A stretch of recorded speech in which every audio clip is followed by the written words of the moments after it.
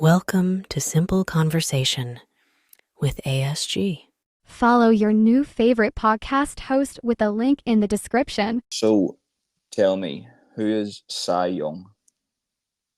Who is Cy Young? Yeah. Okay. Well, that's a big statement. I call myself a writer. I'm self-produced writer. It's Amazon. You probably know all about that. And what you do is you write a book, and they publish it for you on Amazon for free. And then you have all kinds of things you have to do. Of course, you have to buy a book cover. And but right now I have 10 published books on Amazon. And I would say, let's see, I think 3 of them are standalones. The rest is a series called Kicker, about a kicker who's the top kicker for the New York Giants. And so I've gotten 3 books of that, which I'm working on with my gal now, a gal named Judith. And she's very good at the computer. And she was also a teacher. So we're working on the 3 books are already set. And now we're editing a 4th book that's written. And I'm working now on writing the 5th book. And it's interesting because they get more and more interesting as I write. I don't know if you know, but as a writer, I do a lot of research. I look into things that I've never known anything about. And the book I'm working on now is called Patriots. It's about some Americans who get disgusted with this, what's going on in our government, which is very corrupt right now. And that's going to end pretty soon, probably. And but anyway, I've been writing about that, and I had to for that book, I had to look up formation flying, and it's just been a real eye opener for me because you've all probably seen the Blue Angels, right? Flying. Yeah. How glorious they are! It's I think it's 4 Navy flyers and 1 Marine. And I read a lot about it, and it's just amazing what they do. The precision, the intelligence, the education that they have to have, and the ability to pay attention is really important. But I found out that the most important thing in precision flying is something called trust. You've got to trust your leader. And if you don't trust your leader, they say if you look away from even a split second, not a second, a split second, you can die, you can have an accident, you smoke and burn. And so I'm finding that out. And that's really, it's an interesting deal that I have when I write. I do all this research about different things, and I'm learning everything I write about, I learn about it. So that's just a kind of thrilling thing. What happened there? Nothing. We're still here. Don't worry. I'm okay. I came back. You're okay. Computer just goes blank for every, 20 minutes. So anyway, that's what I've been up to. And right now I'm working on the series, and I want to start promoting my other books. I have 3 books that are standalone. One is my favorite book. I think my best book is called Onions, just like the onion, but it's the name of a young man.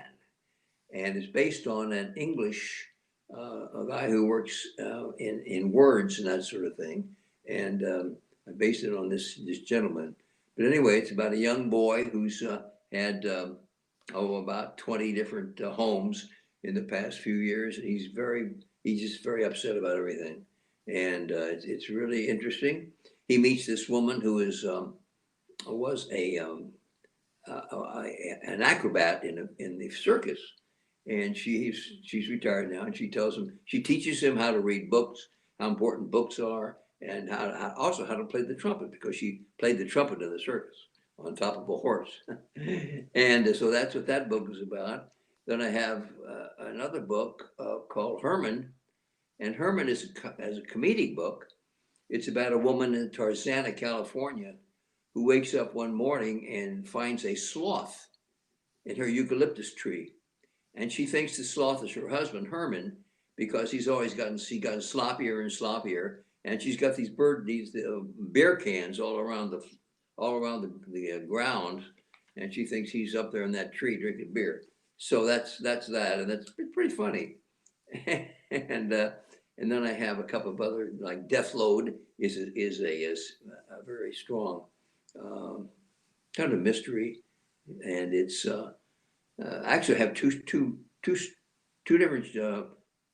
different books in that series, Death Load and Bone Crunch. So that's about it. That's about my 10 books. And I have one called The Boy from Nain, which is a Christian book. It's about a boy who's very angry with the world, and he's angry because his father died when he was a young boy, and he was born with a withered right hand. And this is in Jesus' time. And one night he gets drunk with his friends, and they leave, and he wanders through the hills in Jerusalem. He wanders through the hills, and he witnesses the transfiguration of Jesus, and that heals his hand. So the whole story is about him with that healing, and the fact that the villagers think that's a crime to talk. In other words, they don't believe him, and he ends up getting stoned, but he also ends up getting resurrected by Jesus. So that's called The Boy from Nain. And that's my 3 standalones are called. And then I have the rest of the books are my books with Kicker, which is the series. So that's what I've been doing. Amazing. What leads a man in his 90s to become an author? I'm sorry, say it again. What makes someone who is in his 90s to become an author? I didn't become that. I've been that all my life, actually. I've been writing since I was about 20. I started writing songs. I had a girlfriend in high school when I was 15. I wrote a love song to her. Terrible song.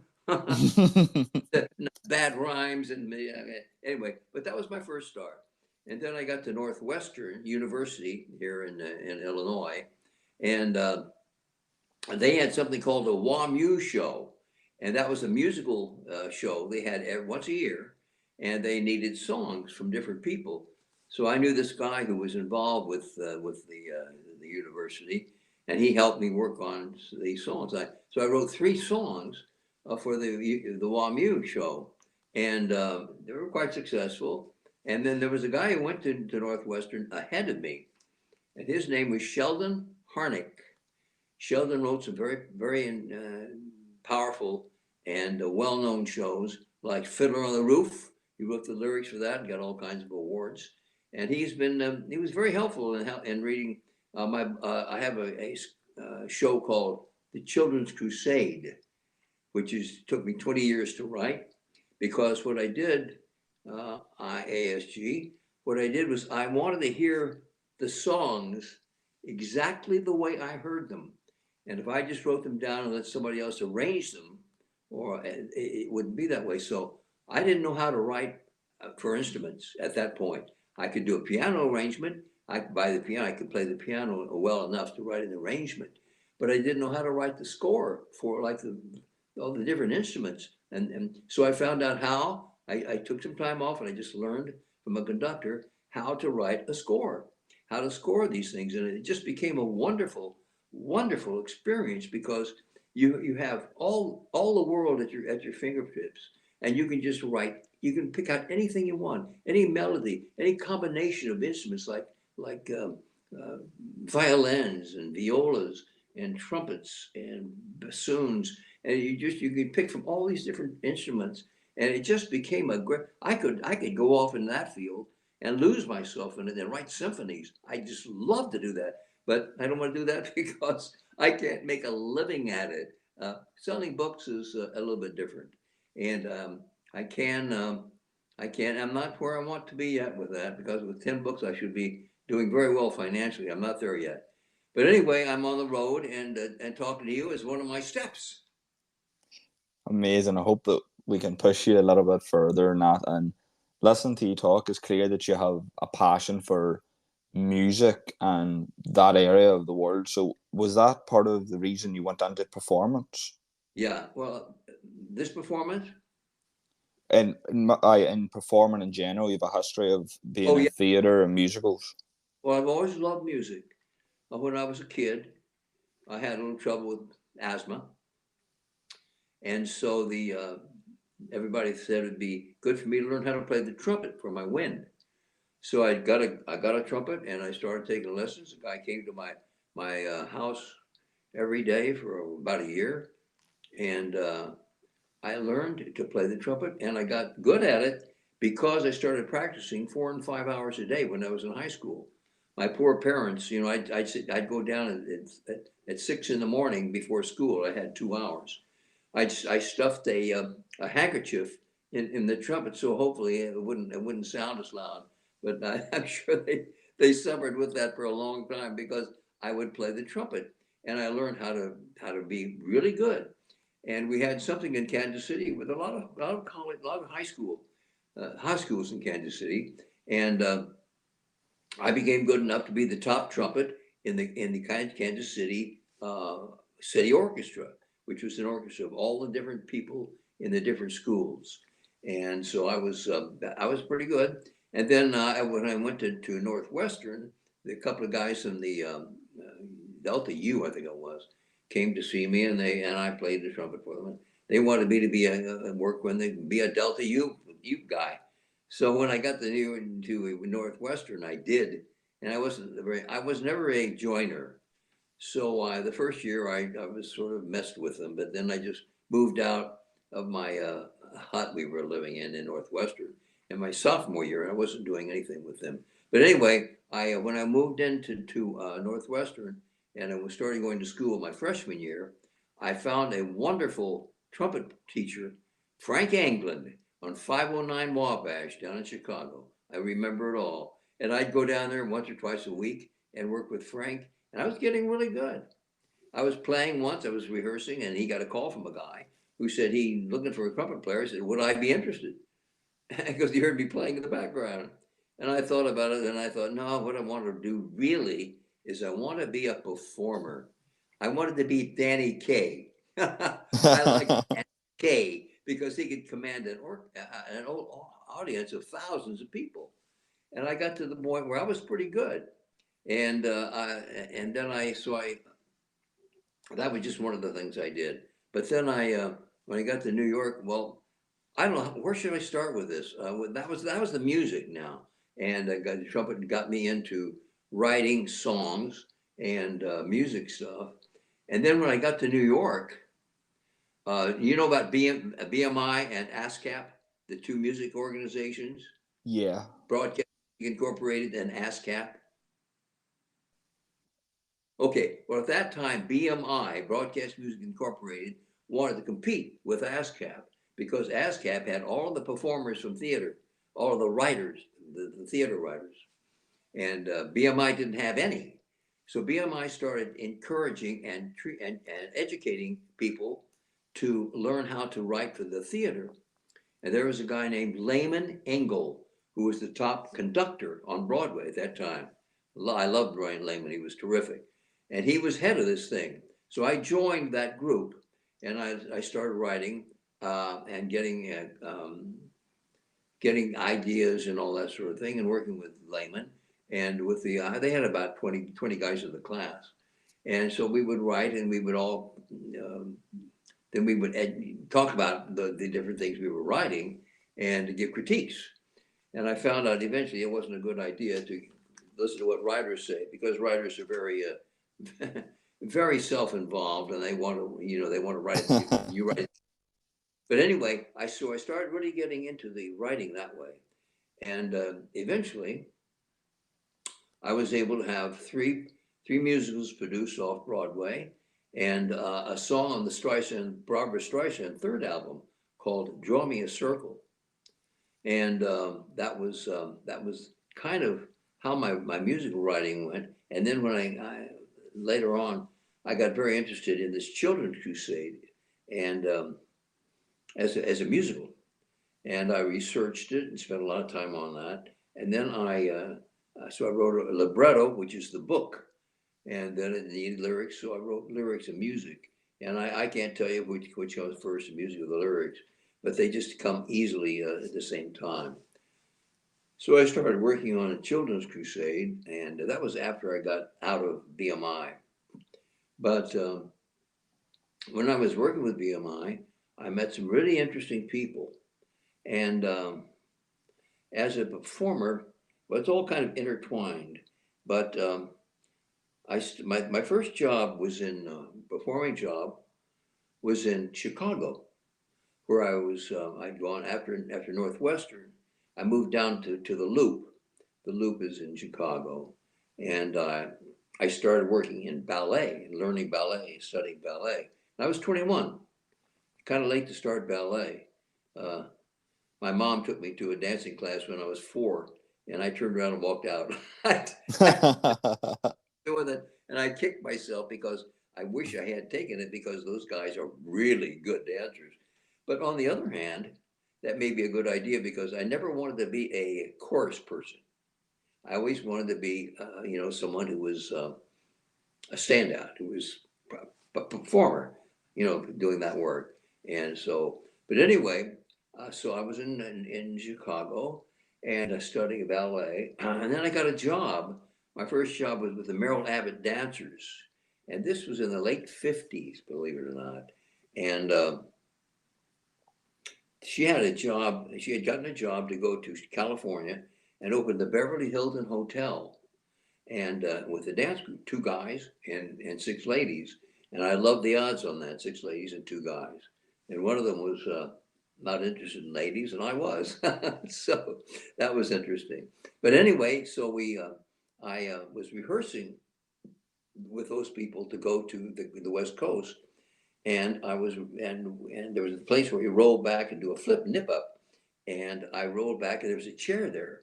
And I hit my leg, and it was really, I didn't break anything, but it was very painful. But I went ahead and danced, and we got to a few nights the following week. We got to the Beverly Hilton, and I did my performance, and it worked out very well. But anyway, that was my first performance. And then when we came back to Chicago, the Merrill Abbott Dancers that were involved, but there was a different group, which was at the Empire Room of the Palmer House. I don't know if you know the Palmer House, but it's a beautiful hotel in Chicago, and they have a theater there, or not theater, but a stage, beautiful stage and an orchestra. And so they had a show there every week, and they would have stars in there like Harry Belafonte and other people, and we would be. I lived in the hotel, which was great. I got paid a great big $150 a week, and that was great. I didn't have to pay rent, and I was able to save a couple of bucks, and it was really interesting. But anyway, we were there. There were 2 girls, again, 2 ladies, and I mean 6 ladies and 2 guys, and I was one of those guys. And so that was really interesting. And then, so what happened from that, what propelled my career out of Chicago, which I was very grateful for, was there was a show. I don't know if you ever heard of this show, ASG, or not. It's called Pajama Game. No. Pajama Game is the game we're in, and we love to be in the pajama game. Da, da, da. And so that was a very big hit in New York City. And they had a road company out of it with Fran Warren. Fran was a jazz singer, very, very popular in this country in the late 50s. And she was singing the lead in that, where the guy was terrible in the lead. Anyway, there was a number in that show called Steam Heat. And it opened the second act. And it was the big dance number of the whole show. It was choreographed by Carol Haney and Robert and Bob Fosse. And one of the guys was leading that. There were 2 guys and a girl and a lady in doing that number. So one of the guys was leading that. So the cast came down to see me in the show at the hotel, because I was dancing with the other 2 guys and 6 women. And they came back afterwards and said, "Gee, you really did a good job. we'd like you to come and audition for the Steam Heat number in Pajama Game. I said, well, great. So I went and auditioned. It was a snap. It wasn't hard because I was working every day with a choreographer, creating material to go along with the stars at the hotel. And so I got that job, and I quit my job at the Palmer House. And so opening night, Bob Fosse came to see the show, and he was really angry. He was upset because he wanted to be the guy in charge. He wanted to bring somebody from New York to do that part, but they'd gone ahead and gotten me. And I was too good. He couldn't fire me. So I was thrilled with that. Anyway, I was on the road with Pajama Game for a year, and didn't make a lot of money, but I certainly got a lot of experience. And one of the experience, should you be talking? Am I just going to hog the conversation like this? You're perfectly okay to keep doing so. The stories are amazing. Well, if you want me to stop, just tell me. So what happened was, I always had a sense that I wanted to be in show business. When I was in Kansas City, nobody knew anything about it. My dad was an engineer, and I loved tap dancing. And he looked at me one day and he said, when I see a tap dancer on television, I turn it off. I said, thanks, Dad. Anyway, so I was learning how to tap dance and everything. And let me see, what was my line here? When I got to New York, I'd been dancing on the road for a year. Oh yeah, I wanted to tell you about my experience of getting married. I got married when I was on the road in Pajama Game to a very cute, sexy gal, and she was part of a show business family. Buster West and his wife, Lucille Page, and they were in vaudeville. And I thought, I want to be part of that family, not so much because of Bonnie and getting married, but because, I would be in the theater. I would be in a show business situation. So I got married, and the marriage wasn't very good, but I loved being with the family because they were professional. And in fact, Buster had one of the starring roles in Pajama Game, a guy called Heinze, and he was a time study man, and he had a song about time study and everything, a big part. And I understudied that part, and he was very nice. At one point, he pretended he was sick and let me do 2 performances on a Saturday, and I was pretty good. I was pretty good because I have a work ethic that means that I really focus. Focus is the most important thing. Well, talent, got to have talent, but focus and practice. And I've always been a nut for both of those things. And so I did that, and I was very good with and the part of Heinze. But we got to New York, and the first thing I did in New York was at the city center. They did Pajama Game there, and I did the Steam Heat number. So my entrance to New York was pretty high, pretty good. I came in as a working actor, dancer. Well, my dancing, I didn't do much dancing, and I didn't want to because most of the dancing was with choruses. And I wanted to be an individual performer. I wanted to be a star, I guess you could say. I didn't think of it that way, but that's what I wanted to do. And so I got away from that, and I got a job. Well, one of the first jobs I had was at the Cherry Lane Theater off Broadway. Beautiful little theater, cute as heck. And I did a show called what's the name of that show? Boyfriend. It had been a big hit in England. You probably heard about it. And then a few years later, Sandy Wilson, the writer of that, did a show called Divorce Me, Darling. And that's another story, which I'll tell you. But anyway, right now, I was fresh in New York, and I was working at the Cherry Lane Theater doing Boyfriend. And that I didn't want to keep that job too long because it was only $50 a week. It was not very much money, $50 a week. I don't know how you live on that, but then of course in those days I had an apartment for like $80 a month, so it was okay. I was all right. Anyway, so I was with that show for a while, and then after a while, that show closed, and the producer of that show was a gentleman named Gus Shermer. He was the son of the Shermer publishing people, which was very big. And Gus had a show that he wanted to do with this young man named Steven Vendiver. Steven was a very talented guy. He and his writer friend, Paul, I forget what his name is. But anyway, Steven was a very talented director and writer. And so he did this show. Steven Vendiver wrote this show for Off-Broadway. And Gus Shermer, who had been doing Boyfriend, liked my work at Boyfriend, and he said, "Si, we want you in this show. There are only 4 people in it, 2 men, 2 women." I said, okay, and it was an off-Broadway theater.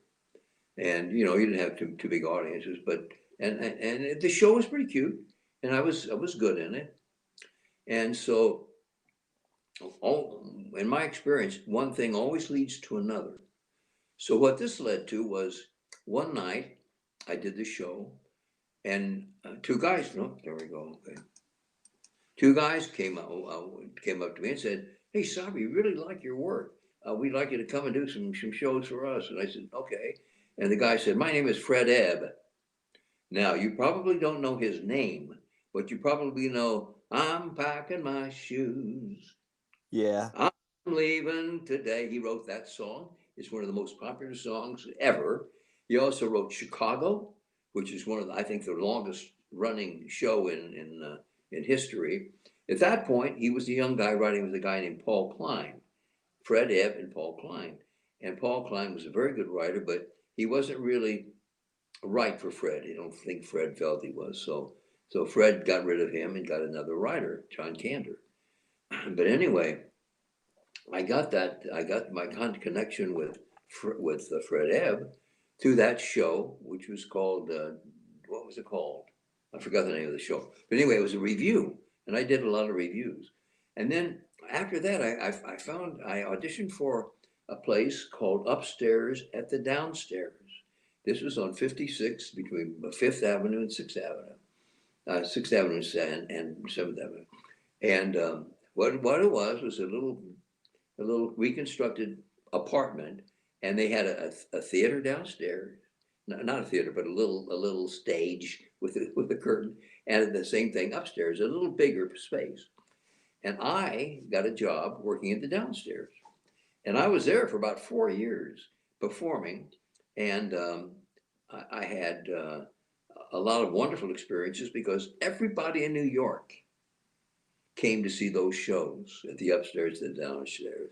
It was a guy named Julius Monk. He directed it. He was famous. And there was a guy named Ronnie Graham. He was famous. He worked there a lot. And some other people who became very big in television worked there. So I was working there and worked there about 3 or 4 years. And I had wonderful people who came to see Barbra Streisand, came to see the show with Elliot Gould. She was married to Elliot at the time. And Carol Burnett came to see the show. I loved Carol's work. And I have to tell you an interesting incident with Carol. I did a show one night. We always did 2 shows. So I think at the end of the second show, Carol had come to see the show. And she came up afterwards. She said, "Si, I just loved everything you did. Here's my phone number. Call me." Well, guess what? I took her phone number and I never called her. And I think I know why, and I don't want to say why, but anyway, I'm sorry that I didn't, because I probably would have been working on television a lot more than I did. But anyway, I had access to all those people, all of Broadway, and so I got a really good agent, Michael Hardig. He was the top agent for musicals, and he submitted me for all kinds of stuff. In fact, this was later on in my career. I'm going to hop to when I'm working out of the theater. I'm working as a law firm for a while. And but I did a show.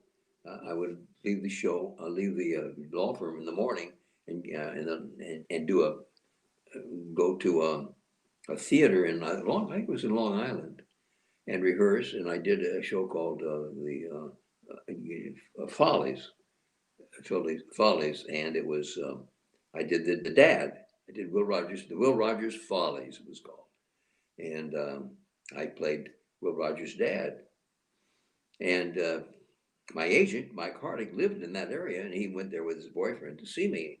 He said, "So I'm coming to see you." And I said, "Yeah, you better be good." I said, "Yeah, I know." So anyway, he saw me in the show. I came down the stairs when I finished, and he started raving about it. He said, "Cy, you're better than you've ever been. You're just great. I got a lot of stuff coming up on Broadway in the next 3 months, and I want you to know I'm going to submit you for everything." And I thought, "Oh, okay, great." I didn't realize I was that good. And then I have to say that Fred Ebb, who I worked for at the Blue Angel, there was a club called the Blue Angel early on when I got to New York in the early 50s and 60s. Johnny Carson. In fact, I was at the Blue Angel once working with rehearsing, and Johnny Carson came in totally loaded at the bar. And I just remember that. But anyway, that was Fred Ebb said to me at one point. He said, "Cy, you don't know how good you are as a performer." And I guess I never did, because I never thought about it. And had I thought more about my career and my talent, I would have certainly focused more on it. And I had ASG. I had a lot of opportunities, like, for instance, the thing with Carol Burnett. Then I also had another opportunity I want to tell you about. Are we doing okay? We're doing perfect. Okay, great. Okay, great. I did a show, and and I made the mistake of hiring the wrong director, and she followed up the material.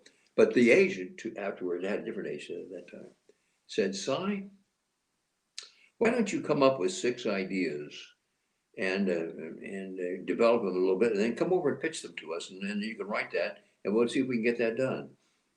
So I said, "Okay." So a couple of days later, I came back with 6 ideas, and one was called Doris. And Doris was about a man who worked for a magazine, who was a writer, and he wasn't a writer; he was a reporter, actually. And at one point, this guy who ran the magazine, owned it, said, "You know, there's these women live who is very big now. Lance, his name was Lance or Lant, and he said, and there's a big meeting they're going to have down on Eighth Avenue. Eighth Avenue is a big hotel down there, the Hollywood or something." And he said, "I want you to go down there and get into that meeting and write an article about those women, because they're really avid. You know, he mentioned a couple of names." And I said, "Okay." And he said, my character said, "Okay." So Lant, in the story called Doris, goes to the hotel, and there's they have a big area there, and he couldn't get in because he was a man, and they wouldn't let men in there. So he called his owner of the magazine and told him. He said, "You got to get in there. You got to find a way to get in there." So Lant goes to a store and he buys female clothes. He buys high heels, and he gets dressed up as a woman, and he goes as Doris, and they let him in. Well, they're having this big meeting here, and all the women are just yelling about how terrible men are. They're disgusting beasts. And in the middle of it, one of the husbands of one of the women, who's an avid gal in terms of the movement, one of the husband is a fireman. And so he hates the whole thing of the movement. So he gets his buddies into the next room, and they get a fire hose with water in it. And at the middle of the meeting, they break in and they start spraying these women with this hose. And everything goes crazy. The cops come and they take them and they put them in jail. And they get Lant. They get him as Doris, and he's dressed as a woman. So they put him in jail with this woman, who is actually her whole group. And of course, what happens is he finds out that he can get along as a woman. And he doesn't say much, but he's able to do it. And so this woman he's with is very sexy. And Valerie Harper I knew Valerie Harper because I worked with her. She was a big star in television later, but I worked with her earlier, and she would have been perfect for this woman.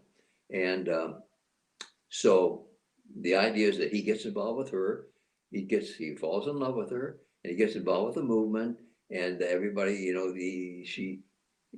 he's afraid, everybody's afraid that he's a homosexual because he's doing certain things in a certain way, and because of dressing up as a woman. And so anyway, it was a very, very strong show, very strong. And I sent it out I sent the script out to a number of people, and I have to say that I got a tremendous response from the New York crowd, from agents, and from Hollywood. And people wanted to, do it. And I got a call once from a guy who was Joe Manduke, who was, at that point, he was doing films in Hollywood. And he said, I'm going to come out and see you. I said, what? He said, yeah. Next day, this guy from Hollywood is sitting across from me in my apartment. He said, Si, I want to produce Doris. And he said, I'll raise 700,000. You raise 700,000. We'll do it together. I said, oh, great. And I knew a gal who had a lot of money, and she had married an oil guy, and she lived on Park Avenue. So I went to see her about this idea. And she said, Si, I just gave $1 million to this guy, and he published some stuff, and he just lost all the money. And I said, oh, but this is a great opportunity. He said, well, if you were Dustin Hoffman, I'd do it. I said, well, if I had Dustin Hoffman, I wouldn't need you, would I? So that didn't go through. And I should have done a lot of things I didn't do right. I should have gotten his letterhead on there saying he wanted to do that. Then I should have taken that letter to different people and gotten my 700,000, because I would have starred in it myself. People said you should star in it yourself. I was a pretty cute, good-looking guy at that time, and I didn't. So that's one of my regrets of one of the things I didn't do with my talent.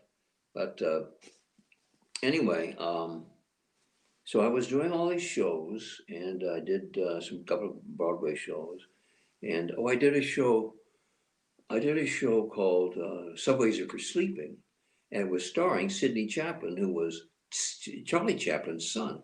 Sidney Chaplin, nice guy. And so I got a part in that understudying a guy named Orson Bean. Orson was killed recently in California. He was hit by 2 cars, but he was a very nice guy. And I understudied Orson Bean. And so I did the show, and the show opened, and it was a mild success. It ran about 6 months. But I wanted to perform at the same time. I wasn't performing much in that show as in that part, as a standby for Orson Bean in Subways Are for Sleeping, starring Sidney Chaplin and Carol Lawrence. So what I did is I called the number 1 Fifth Avenue, which was the top club in New York at that time. And I told them who I was, that I was working as a understudy on Broadway, and that I would like, after the show was at night, I would like to come down there and do a performance. And they said yes. So I went down there, and I auditioned an act, some song. I'd written some material myself, and Stephen Vennever, the guy who had done that other musical that Gus Schermer produced, he had written some material too.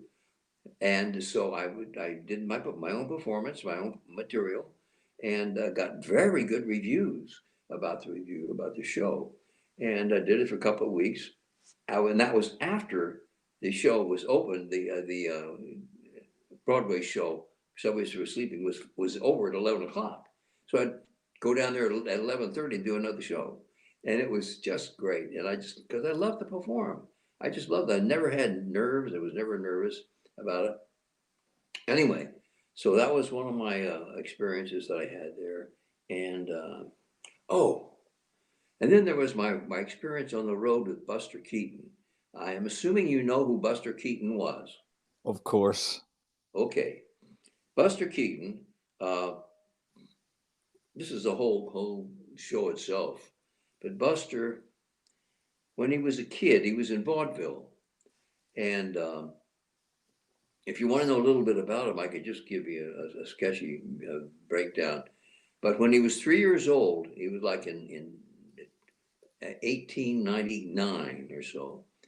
He and his dad and his mom were doing an act in vaudeville. And the act was that his mother, Carla, would stand stage left and play the saxophone, while her first husband and Buster would do the act on stage. And the act consisted of Buster getting his father all teed off and angry all the time. And of course, they wore clown clothes and everything.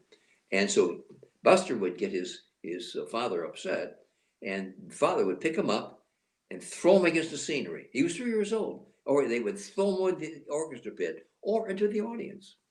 And every time they went to a different city, the women would form a group and say, "This is child abuse. You've got to get this guy in prison." And of course, the cops would come, the police would come, and they would tell them why they were there. Then they would examine Buster, the little kid, no bruises, no broken bones. And they said, "We can't do anything. He's all right." So they couldn't do anything to him. In fact, they did it so much in the act that the mom and dad sewed a handle onto Buster, the little guy, so it'd be easy to pick him up and throw him out. And later on, Buster would comment, someone was asked about that, said, "How did you do that, Buster? How did you keep from getting hurt?" And he said, "Well, it's a technical thing." He said, "I had to be limp as possible as a cat, and I had to always break my fall with a hand or a foot." And he said, "A couple of times, if I hadn't done that, I would have been killed." But he did that, and he was able to survive it and not have a problem, and became very famous. And then he had a friend, Fatty Arbuckle. I don't know if you know who he was, but Fatty Arbuckle was very big in early film in 1920 and early 20s, or 1917 or something, in New York. And so Buster was there one time, and he came to the I think it was some kind of film that Fatty was doing, and Buster came to it and came to work on this film. And Buster just came to see Fatty, and the director said, or the owner said, "Well, let me see you perform it." So Buster did some stuff, and the guy hired him right away and put him into film. And that was the beginning of his film career. And Buster it has been said by somebody who wrote a review about him, that he was the seventh greatest director of all time, because he envisioned film as a format whereby he could enter these four walls, get in there and perform his magic. And that was what he did. And that's what he did in all of his films. And they were just marvelous. And if you ever get the chance, pull Buster Keaton's stunts up on Amazon or whatever, and watch what he does. He was the greatest stuntman in all history. He does stuff that nobody could ever come close to. He broke his neck once, and he didn't even know it until a year later. The doctor said, "How'd you break your neck?" He said, I don't know. I didn't know it was broken." And so he was always just. You get pictures of him falling down a mountain, and on a clock, high up on a skyscraper. It was amazing. Was never afraid of anything. But this was a guy who just was incredible. So I had the great pleasure and honor of working with him in a show called Once Upon a Mattress, with a lady named Dodie Goodman. Dodie Goodman was working with. She was well known because of what was the show? Big television show at the time. I can't remember it. Anyway, she was a big name, and she was hired to play the part that Carol Burnett played, which was Winifred. And Buster was hired to play the king. And I was hired to play Dauntless the Drab, his son. And so the audition was really wonderful, really, really great. I auditioned for the part on Broadway, and I did a great audition. I did very good auditions. My whole audition is a whole nother story. But anyway, when I finished it, I said, I just love this show. I'd love to do it. And I walked off, and they called me the next hour and said, you got the part. So it was great. And then I had a little trouble with Dodie because she was not really a performer. She was kind of had a crazy voice and everything. Dodie Goodman. You probably never heard of her. But at one point in the show, Once Upon a Mattress, we had to perform if you did a show on the road and you were ready to go out on the road with a show from a Broadway hit. The couple of days before that, they would do a free performance for all the theater people, all the singers, dancers, actors, producers, everybody in a big theater, a couple thousand people. We did the show. And at one point, the scene was, I was downstage right, and there were some people in the between there, and Dodie was downstage left. And I had the directions to cross over to her. So I crossed over, and I had a subtext going on, which is very, staring at her and smiling and thinking all these thoughts. And the people started to laugh, the audience. They started to laugh. And I got over to Dodie, and she was really teed off. She didn't want me to do that. So when we did the show on the road, she had to change that I couldn't do that. Anyway, that was okay. That's okay. That was Dodie with her little problems. But anyway, I got to know Buster really well, and I worked with him. He was the dad, and I was his son. And it was just a wonderful thing. And there was a song in the show at the end called about the birds and the bees, I think it was called. And he would pantomime the birds and the bees to me, and I would sing what he was saying. And at the end of it, I would almost always want to start crying because it was so sweet. He was so sweet. Such a good man. He was such a good man. He was so neat, so nice.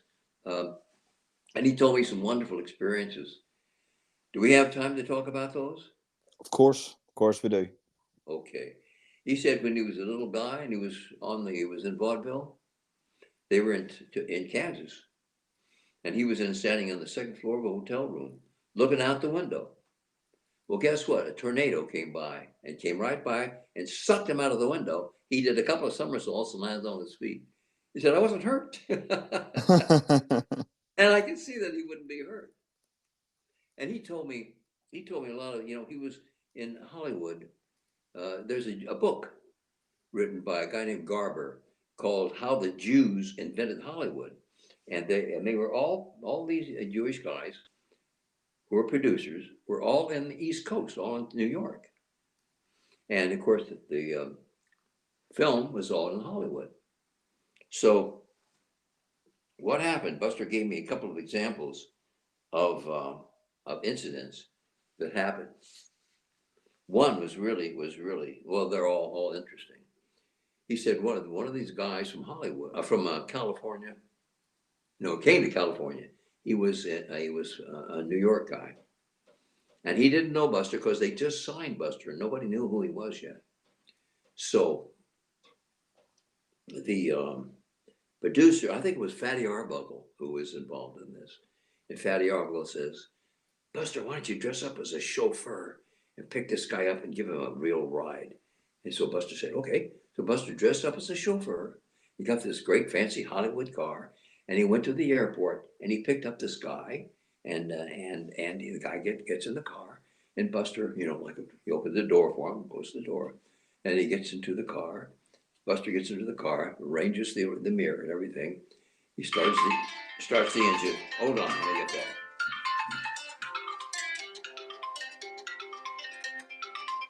Okay, there we go.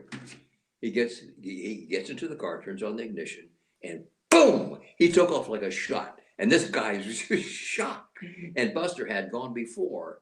He had spent some time with the streetcar. He knew where the streetcars were, and he knew how much space he had between cars coming and going. You could go to the middle of them, and you could stop right. If you could stop right in the middle, they could go by you in the front and back and just miss you. And this guy didn't know that. So Buster's going crazy. He's driving around. He's driving on the curb. He's just doing all kinds of it. This guy's going crazy.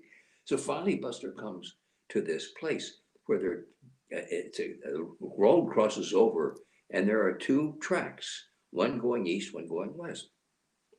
He zipped up there and jammed on the brakes and stopped.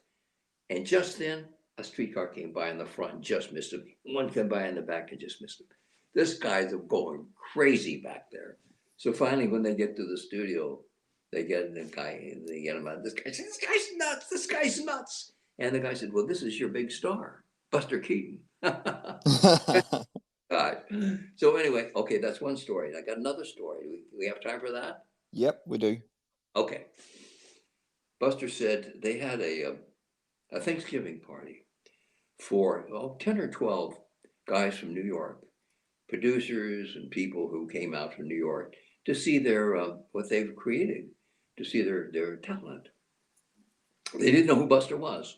So they came to Fatty Arbuckle's home. He had a beautiful home in Hollywood. And they came there for, I believe it was Thanksgiving. And so they had these people talking, before they came early, and 10 o'clock, and they drank, they had bourbon, they had champagne and everything. Having a great time, wonderful time. So finally, they come and they sit down at the dinner table. It's all beautifully arranged and everything. And Buster had worked this out with Fatty Arbuckle. And Buster was acting as the waiter, as the way he would wait on them. And they didn't know who he was. They didn't even look at him. And you don't look at somebody unless you know who they are. If they're waiting on your waiting table or something, it doesn't make any sense to you. You don't look at them. So Buster was through this whole time. He was just, serving them, giving them drinks and things and all of that. And they didn't know who he was. So they sit down for the dinner. And Buster goes back into the kitchen. And he'd already rehearsed all this stuff with Fatty Arbuckle. Buster goes back to the kitchen, and they've got this huge turkey, beautifully browned, and all the stuffings in a great big tray, and all the stuffings around it, all the vegetables and potatoes, just gorgeous.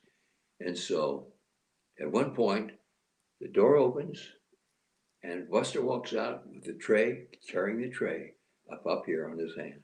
He comes out, and he gets about 5 steps, and boom, he trips, and the whole thing goes on the floor. Fatty Arbuckle goes to him and grabs him. You guys, he slaps him around, and he drags him back in the kitchen. And they're throwing cans and everything and making all yelling and screaming and everything like Fatty Arbuckle is killing him.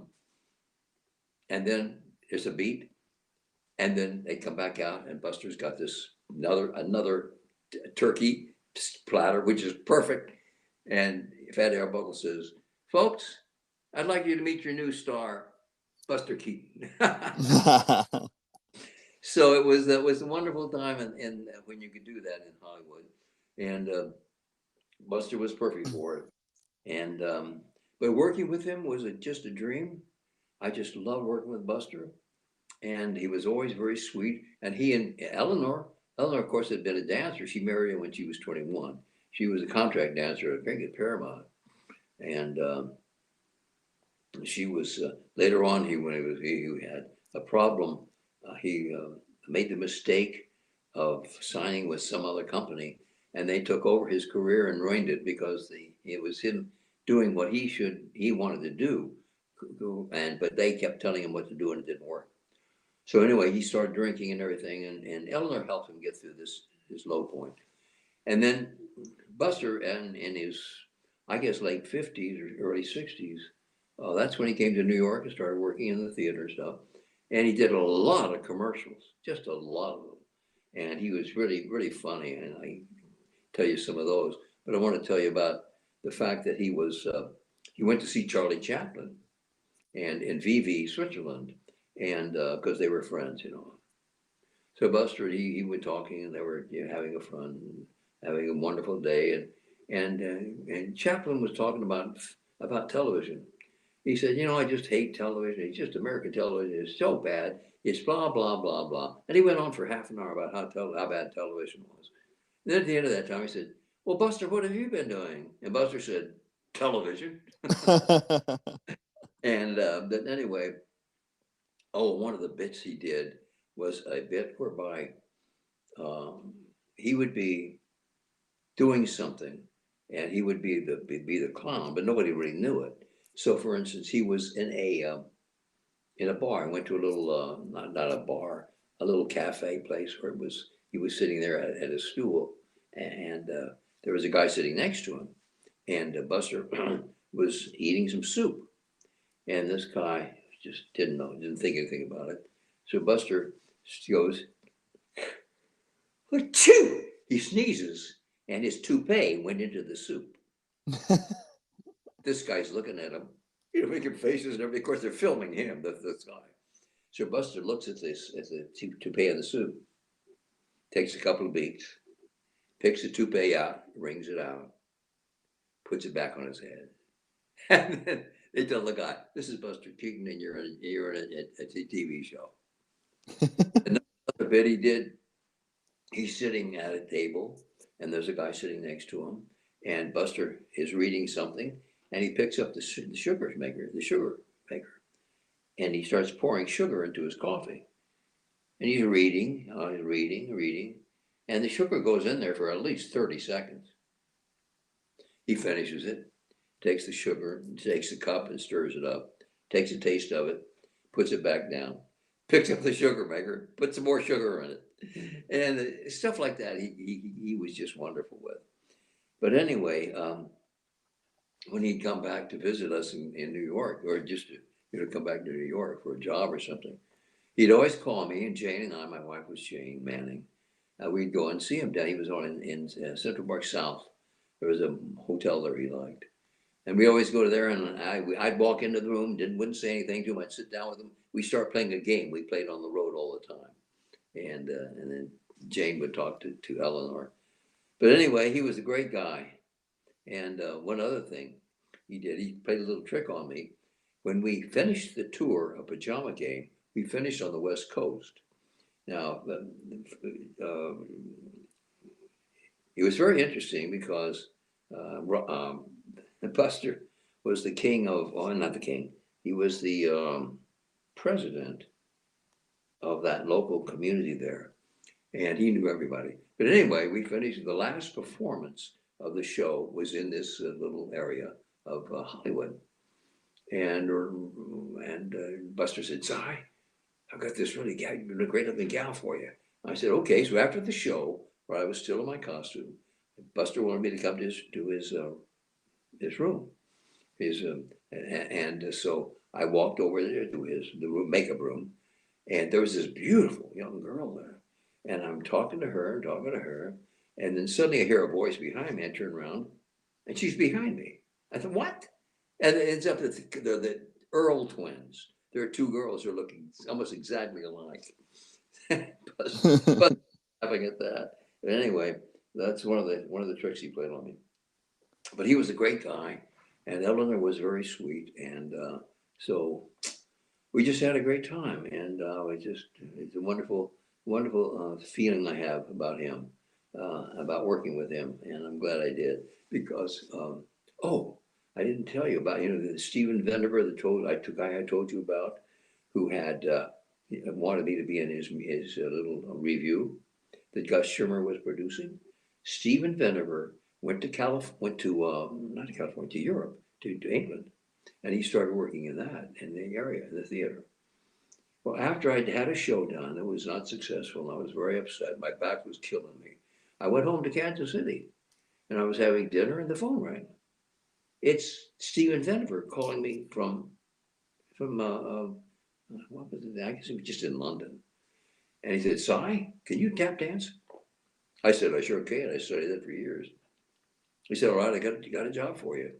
Well, the next week I was on a plane with Jane, who was pregnant with our son. We went to London, And I was going to do this show called Divorce Me Darling, which was the same show, same characters as in the previous show, which was The Boyfriend. And 10 years later, and I was playing Bobby Van Heusen, a terribly rich and attractive American living in the Negrusco. That's what they called me. Anyway, but so I was having trouble with my back, and we were in a cab with Jane. Jane and I were in a cab, and they were taking us to this place we were going to stay. And I was sitting on the edge of the seat, and suddenly this guy jammed on the brakes. I went off into the floor, and my back went into spasms. I was screaming. It was so painful. But anyway, they took me in there, and it took me a month to get back to it. But I was able to eventually get on in the show to go ahead and open it, and we got great reviews, and I got great reviews, and it was really exciting. Some well-known stars came to see it, like Mel Torme. I understood that he'd seen me and said he just loved what I did, but he didn't come back and say hello. So this is a show called Divorce Me Darling in London, where my son was born. And like 6 months later, I'm in New York. I'm walking down the street on Broadway, and there's an open area which is a cafe, a restaurant. And I look over there and I see Mel Torme.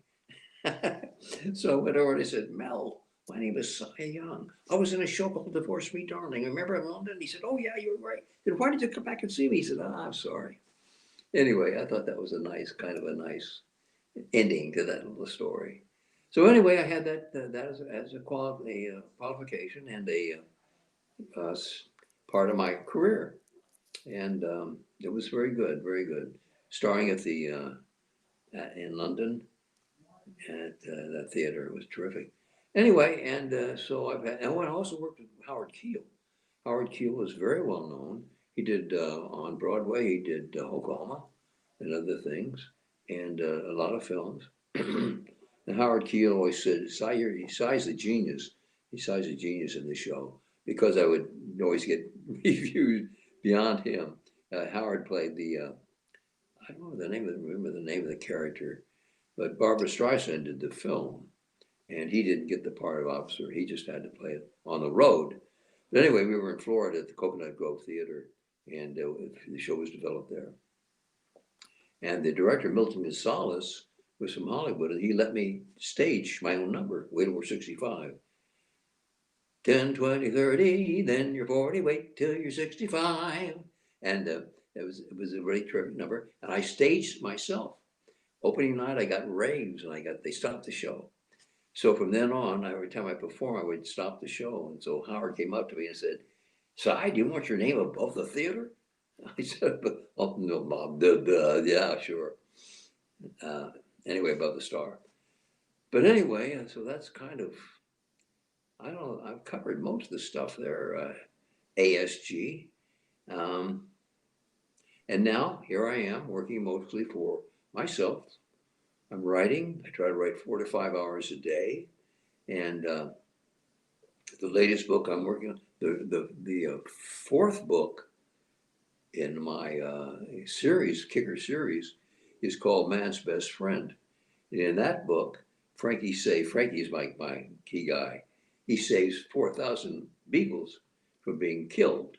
And that's kind of the climax of the show. And then the one I'm working on right now is called Patriots.